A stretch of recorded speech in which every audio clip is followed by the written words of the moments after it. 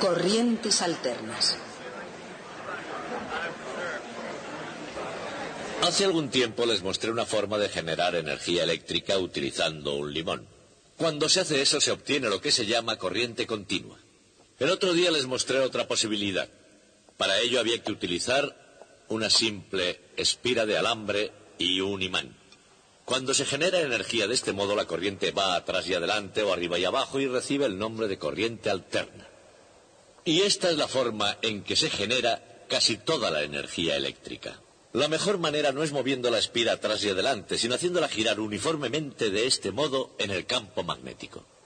Esta es la forma en que se genera prácticamente toda la energía eléctrica. Pero claro, generar energía de esa forma requiere energía para hacer girar la espira contra las fuerzas magnéticas y producir la corriente. Esto se hace normalmente utilizando una máquina térmica, una turbina de gas alimentada con un combustible fósil como petróleo, carbón o gas, o un reactor nuclear, e incluso agua en un generador hidroeléctrico. Y yo quiero enseñarles a construir uno de esos por si alguna vez se quedan en una isla desierta sin recursos y tienen que reconstruir la civilización desde el principio. He construido uno muy sencillo para ustedes. Esta rueda de paletas gira de esta forma cuando el agua corre por ella. Cuando gira hace dar vueltas a una espira muy similar a la que tenemos aquí, entre los polos de este imán permanente. La producción eléctrica del generador llega al osciloscopio, que es un dispositivo que indica el voltaje. Mientras la señal en el osciloscopio haga su recorrido horizontalmente, no sucede nada. Pero cuando comencemos a generar energía, subirá y bajará de esta forma.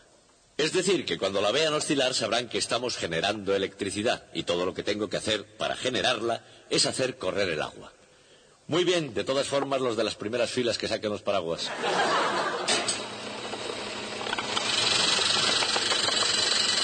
Y aquí está. Energía hidroeléctrica.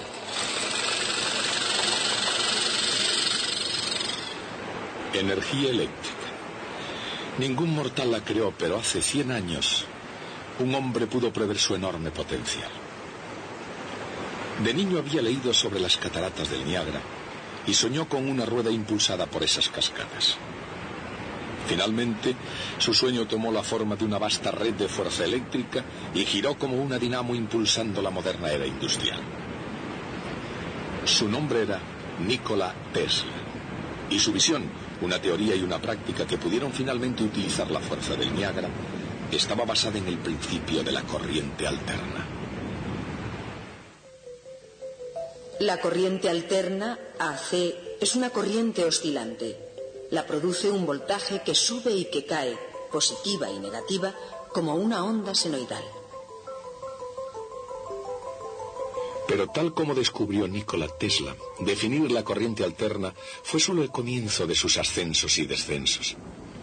Él quería que la corriente alterna impulsara todo lo que hay sobre la Tierra, pero en el mundo real, el mundo de los negocios, esa idea encontró una enorme resistencia.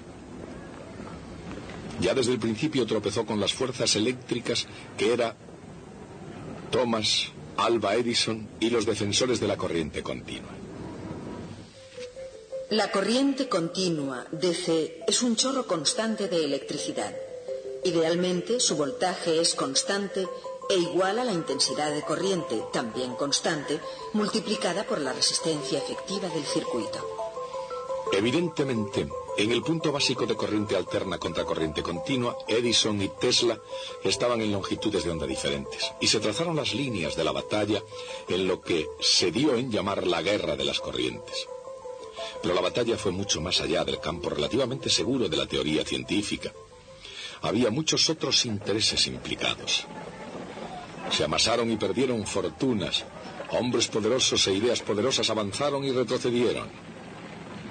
¿Qué había detrás de todo este clamor y furia?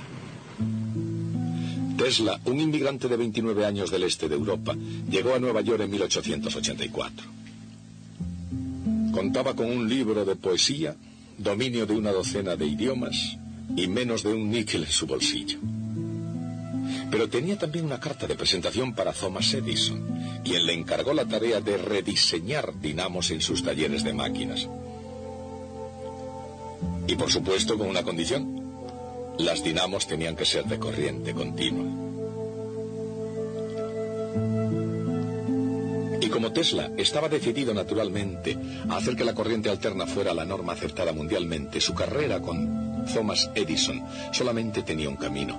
Antes de un año, Tesla había renunciado, en parte porque parece ser que Edison no cumplió su promesa de pagar una gratificación. Tesla comenzó a pasar una mala racha y estuvo una vez más prácticamente sin un céntimo. Al mantener su principio de la corriente alterna, Tesla no solo había tocado fondo, sino que había dislocado violentamente la maquinaria más poderosa de la faz de la Tierra. A la hora de sacar partido a la electricidad, nadie en el mundo podía compararse con Thomas Alva Edison. Se le considera el cerebro de la era de la electricidad. Como general eléctrico de la que llegaría a ser la compañía General Electric, Edison no fue llamado Napoleón simplemente porque la actriz Sarah Bernhardt dijese que parecía representar ese papel. Aún hoy sus oficinas centrales, el laboratorio Edison, en Menlo Park, New Jersey, permanece vivo en la imaginación de la gente. Como un digno homenaje fue reconstruido desde sus cimientos tablón a tablón y conservado en el Museo Henry Ford de Greenfield Village en Dearborn, Michigan. Mientras vivió, Edison fue la fuerza creadora que estaba detrás de toda idea brillante que hubiese bajo el sol. A pesar de que su oído estaba disminuido, su genio produjo el primer fonógrafo del mundo. Y para que conste, también inventó la cámara de cine. Fue en Menlo Park, no en Hollywood, donde el cine tuvo sus primeros parpadeos. Con este invento, el teleimpresor, la presión sanguínea de los negocios comenzó a subir y bajar con el pulso de la bolsa. Y cualquier noticia viajaba lejos y rápidamente, con la versión ampliamente mejorada por Edison del telégrafo. De hecho, perfeccionó a menudo otros inventos, haciéndolos más prácticos y comercialmente viables. Otros inventaron el primer teléfono y la primera máquina de escribir, pero Edison los convirtió en efectivos instrumentos manuales. Por otra parte, Edison trató a veces de destrozar y no de mejorar las ideas de otros. El fervor de Edison hacia Nikola Tesla y su idea de la corriente alterna era ciertamente débil, a diferencia del que puso aquí en Menlo Park. Y no es de extrañar.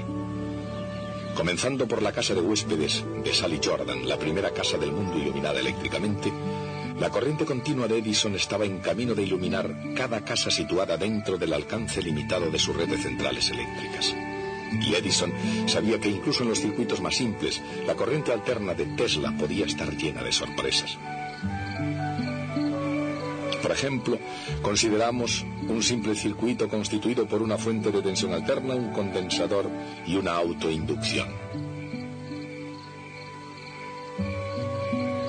De acuerdo con las reglas matemáticas de Gustav Kirchhoff, la elevación de la tensión en la fuente, nunca mayor a E sub 0, es igual a la suma de las caídas de tensión a lo largo del circuito.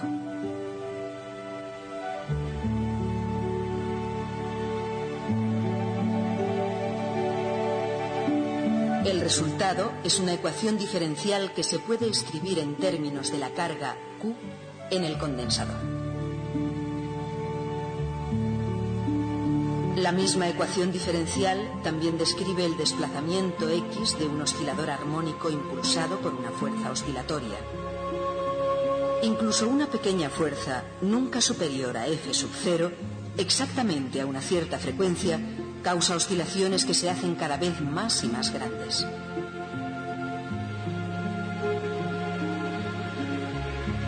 Y esto se añade al fenómeno de la resonancia, lo que significa que en un circuito de corriente alterna, incluso una pequeña oscilación de la tensión puede causar que circule una asombrosa cantidad de carga eléctrica.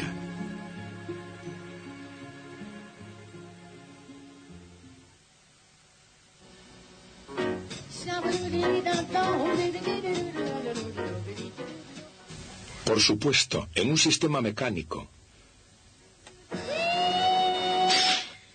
los resultados de la resonancia pueden ser devastadores. Pero a veces se utiliza la resonancia eléctrica para obtener la sintonía correcta. Tesla fue, de hecho, el primero en describir una red de circuitos resonantes sintonizados y de antenas, que es exactamente cómo se transmiten y reciben las señales de radio y televisión. Se selecciona una auténtica estación de televisión entre todas las demás, porque un circuito de corriente alterna se sintoniza precisamente en resonancia con la frecuencia de la emisora. Esto es verdad tanto para la radio como para la televisión. Y la resonancia eléctrica tiene lugar porque matemáticamente los condensadores y las autoinducciones actúan de forma muy semejante a los muelles y las masas. Por ejemplo, cuando un condensador comienza a cargarse, se crea una tensión que se opone a la carga. En otras palabras, un condensador se opone al cambio de carga positiva o negativa, lo mismo que un muelle se opone a ser estirado o comprimido.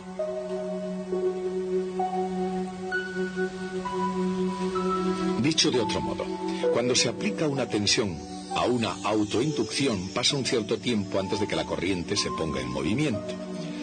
Y necesita un cierto tiempo antes de pararse de nuevo, de modo que una autoinducción se opone al cambio en la corriente de la misma manera que la masa inerte en el muelle se opone al cambio en la velocidad.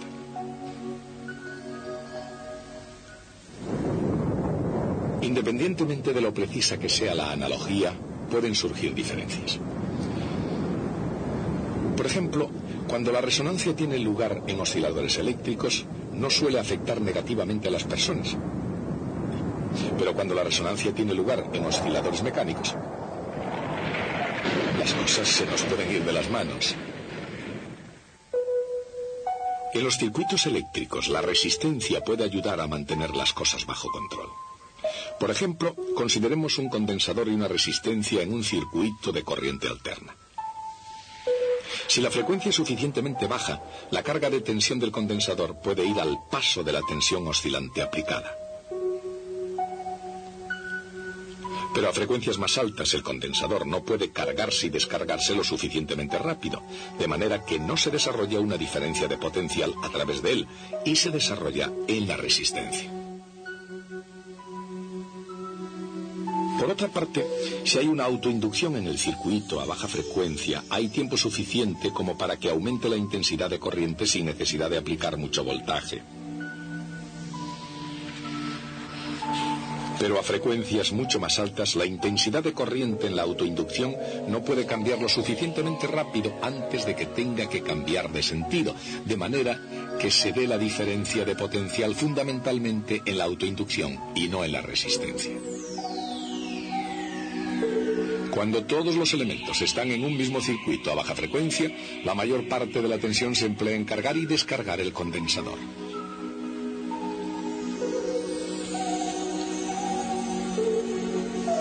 A una frecuencia más alta, la mayor parte de la tensión se emplea en tratar de cambiar la corriente en la autoinducción.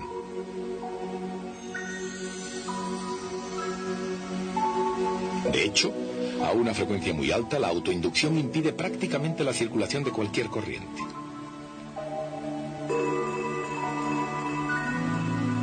Pero si la frecuencia es la correcta, dicho de otro modo, a la frecuencia de resonancia, circulan corrientes muy grandes. El condensador se carga y descarga, la intensidad de la corriente aumenta y se invierte en la autoinducción. Y la resistencia disipa suficiente energía como para mantener las oscilaciones bajo control. Por supuesto, Edison y compañía todavía tenían el negocio de la electricidad bajo control, y para mantener ese control pusieron una enorme resistencia al poder cada vez mayor de la corriente alterna. De manera que si Tesla quería ganar la guerra de las corrientes, necesitaba de un campeón que se levantara y negociara contra las fuerzas de Thomas Edison. Y es aquí donde George Westinghouse aparece en escena. Westinghouse, el legendario industrial de Pittsburgh, era un inventor convertido en un gran hombre de negocios. Pero en contraste con Edison, no solo hablaba de la corriente alterna con entusiasmo, sino que invirtió dinero en aquello de que hablaba y compró las patentes de Tesla de un motor de inducción polifásico. En 1888 hubo una escalada en la guerra de las corrientes. Cuando Westinghouse comenzó a trabajar en favor de Tesla, la maquinaria bien engrasada de Edison cambió de marcha. Hubo campañas difamatorias y, según algunas personas, juego sucio. Sin embargo, alguna vez hubo coincidencia de opiniones. Charles Steinmetz, el mago matemático de la física y la ingeniería, ofreció cierto apoyo intelectual a ambos campos. Edison y Tesla pudieron incluso trabajar juntos, pero no por mucho tiempo, y nunca mientras Tesla tuviera la ventaja de la corriente alterna. En teoría, e igualmente en la práctica, ¿por qué era mejor el método de Tesla? Evidentemente, la razón por la cual una planta genera electricidad es para mandar energía a algún lugar, enviarla a través de cables a la casa, a la oficina o a cualquier otro lugar donde se necesite y haya un enchufe a mano. Pero la potencia es igual a la intensidad de corriente multiplicada por el voltaje. Por eso se puede transmitir la misma potencia a alta intensidad y bajo voltaje, o a baja intensidad y alto voltaje.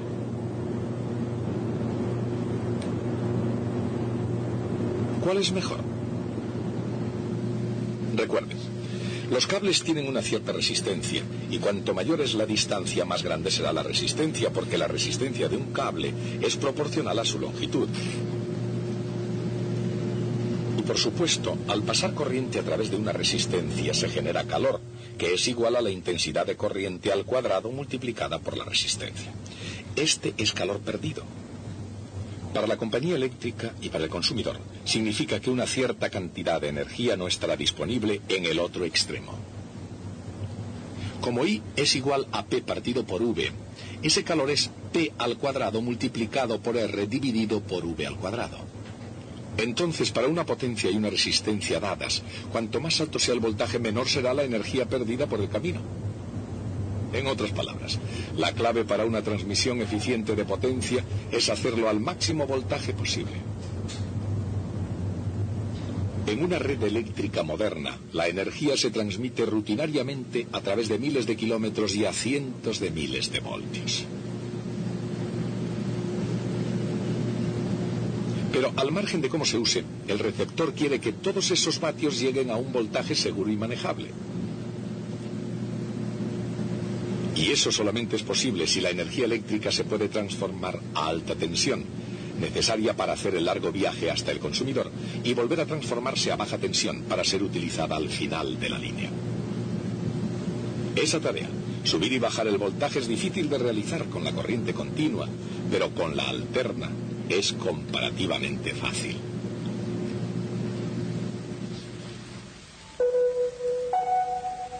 Si la corriente alterna pasa a través de una espira o una bobina, produce un flujo magnético que cambia constantemente.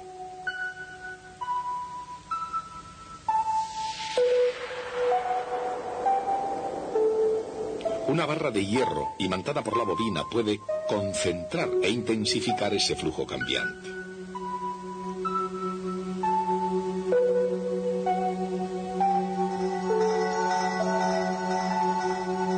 De hecho, un aro de hierro puede contener el flujo en su totalidad.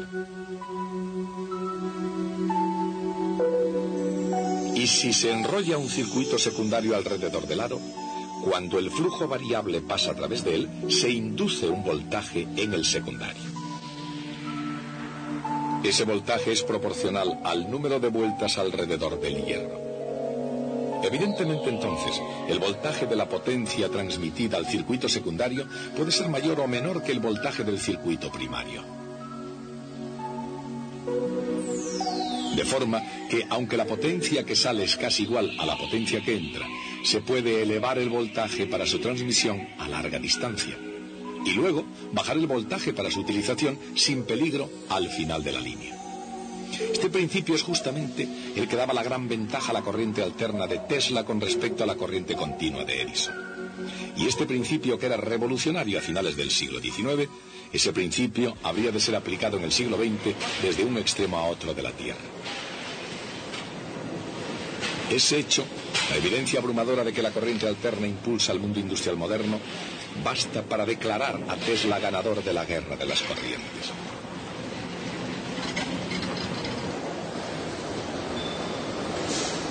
Por otra parte, en guerras e historias como esta siempre hay dos aspectos.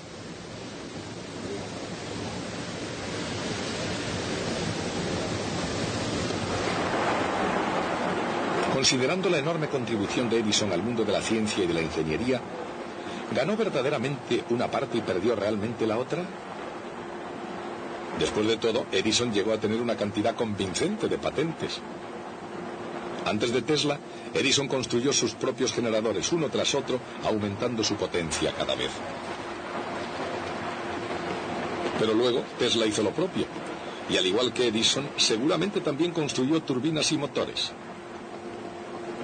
Sin embargo, y esta fue la gran diferencia a la larga, los generadores de Edison solo podían iluminar cosas dentro del alcance de su planta generadora, mientras que el sistema de corriente alterna de Tesla podía llegar más allá del antiguo vecindario. La corriente alterna, con una red de líneas cada vez más extendidas, pudo llegar de costa a costa y a cualquier punto intermedio. No obstante, Thomas Edison tenía un lugar seguro en la historia. Y en Menlo Park, New Jersey, su mente estaba aún tan viva como su cámara de cine. Como inventor y electricista norteamericano, nadie desde Benjamin Franklin había llegado tan lejos como Thomas Edison.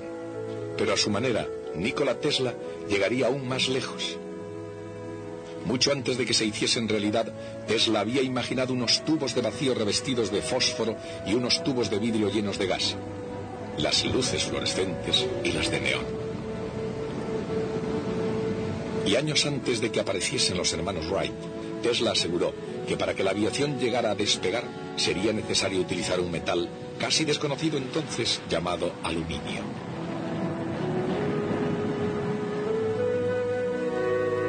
Y mientras que Marconi recibió la aclamación de la prensa por inventar la radio, Nikola Tesla obtuvo en los juzgados el crédito, así como el veredicto final. Hablando de crédito, algunos dicen que a Tesla se le negó el merecido crédito de muchos inventos originales. Con todo, nadie puede negar que Tesla fue uno de los científicos más dinámicos que han existido, ni que la fertilidad de su mente y su inventiva fueran incomparables. Pero Tesla, más interesado en los inventos que en las publicaciones científicas, guardó gran parte de su metodología en su mente. Tal vez por eso, durante años, la comunidad científica permaneció dudosa o fue mezquina en sus alabanzas. Tesla recibió, sin embargo, los doctorados honoris causa de Columbia y Yale. Y finalmente, con ironía y voluntaria, hasta le fue concedida la medalla Edison, el más prestigioso premio que ningún otro hizo famoso más que el propio Edison.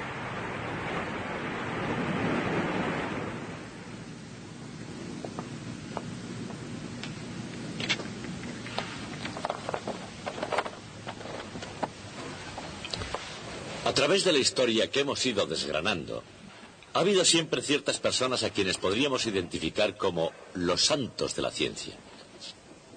Eran hombres que se sentían impulsados hacia la ciencia como las mariposas nocturnas hacia la luz.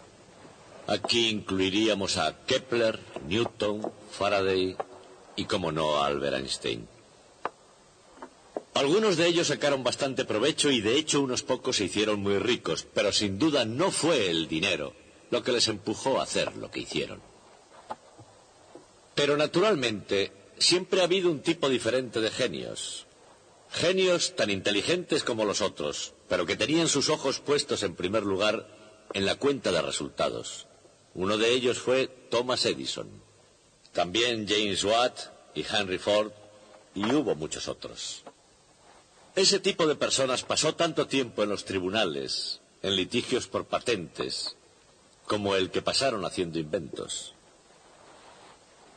Y yo haría una distinción entre los científicos virtuosos y los tecnólogos codiciosos.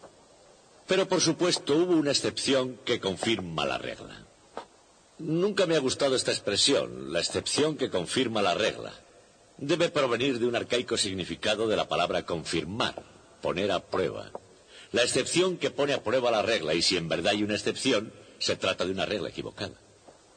Pues bien, hubo una excepción que puso a prueba la regla y la encontró defectuosa. Y esa excepción fue Nikola Tesla. Nikola Tesla fue, desde luego, un genio de primera magnitud.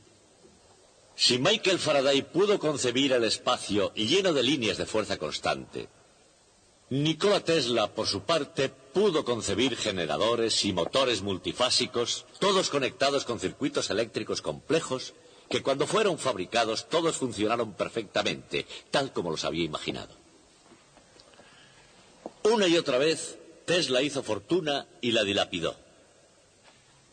Pero rehusaba trabajos fáciles con buenos sueldos, que le hubieran valido para dedicarse solo a pensar y a inventar. Se puede decir que Tesla, como Da Vinci antes que él, fue un verdadero santo de la ingeniería. Murió casi olvidado y casi sin un céntimo en la ciudad de Nueva York. Pero fue Nikola Tesla, al menos tanto como Thomas Edison, quien forjó la naturaleza del mundo en el que vivimos hoy. Hasta el próximo día.